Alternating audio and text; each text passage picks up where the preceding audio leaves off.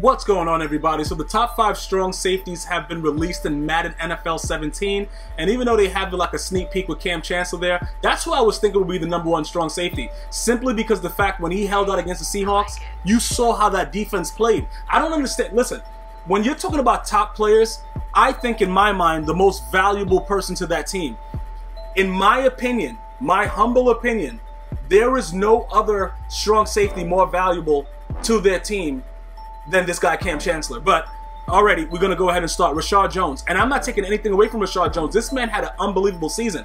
It's not a knock on him. I'm just going like this. Look, listen, when you think about strong safeties, Kam Chancellor comes to mind, so that should be the guy that you should see. You know what I'm saying? That's all I'm saying. It has nothing to do with, you know, Rashad Jones not being a great strong safety. I think this guy has unbelievable potential in this league. He made unbelievable plays. I just think overall as a team, the Dolphins weren't well coached, and it resulted in a lot of losses. I do think that they'll be better this year. I think that Ndamukong Suh would step up a little bit more. Everybody will be a little bit more comfortable. A lot of the pressure on a lot of the players is going to be off. I think Tannehill's going to have to show something, or they're going to have to go in another direction. I think a lot of things are going to start to happen for the Miami Dolphins, even though I think the best Florida team right now is the Jaguars. There is no hate for Rashad Jones at all. I love to see these guys ball. I love to see these guys make plays. I just think that Kam Chancellor should have been #1. But coming in at #2, it's Kam Chancellor. You know what I'm saying? The 87 speed I think is a little low. Man coverage, I don't understand why his man coverage is so low. I've seen this man cover tight ends and lock up. So I don't really understand that. Maybe it's something like, you know, he held out a little bit, he's coming back late, they try to punish him for it. I don't know. But it doesn't make sense that his man coverage is that low. His zone coverage is extremely low in my opinion. I'm just talking about this man is all over the field. So it doesn't make any sense for these things to be below an 80. You know, agility, he's pretty big and muscular, so I can understand that. Acceleration is kind of low. I see this man speed up and knock the hell out of people, bro. And look, it is what it is. I don't think it's a fair rating. That's my opinion. We're going to move on. Patrick Chung, I can't dispute this. The only thing I don't understand is his zone coverage. I guess, but you know what it is? It's a Patriot scheme.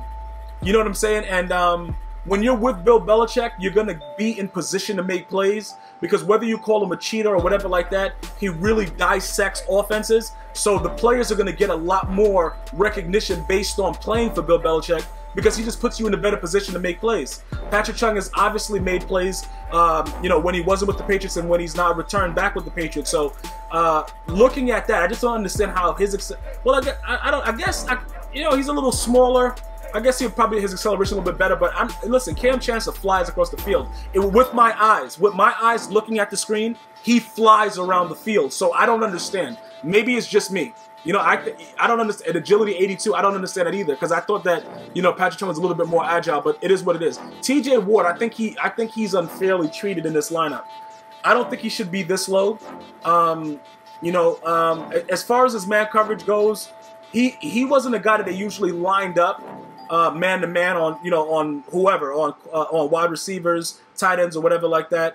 But you know, zone coverage, that's fair, because you know, they played a lot of zone coverage because it was a lot of mixtures of it. But whenever Chris Harris was out there, usually not locking up one side of the field, they had like different variable zone coverages, and he played very, very well in the schemes that I saw the Broncos playing. So I can't really knock, you know, as far as his zone coverage in the 80s. Above 80 is pretty decent for a strong safety, you know, when you're playing Madden.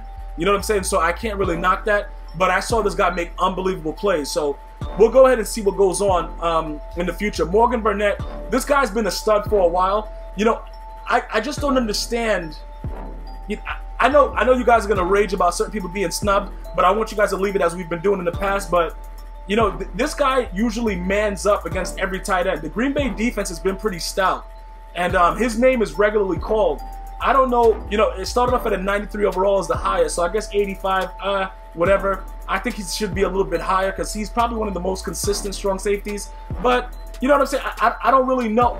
I don't know what the judgment, you know, the judgments goes into it. You can see that his agility is better than Chung's and Kam Chancellor. I don't know. You know what I'm saying? I'm just going based on what I see. I think he should be a little bit, you know, maybe probably like an 88.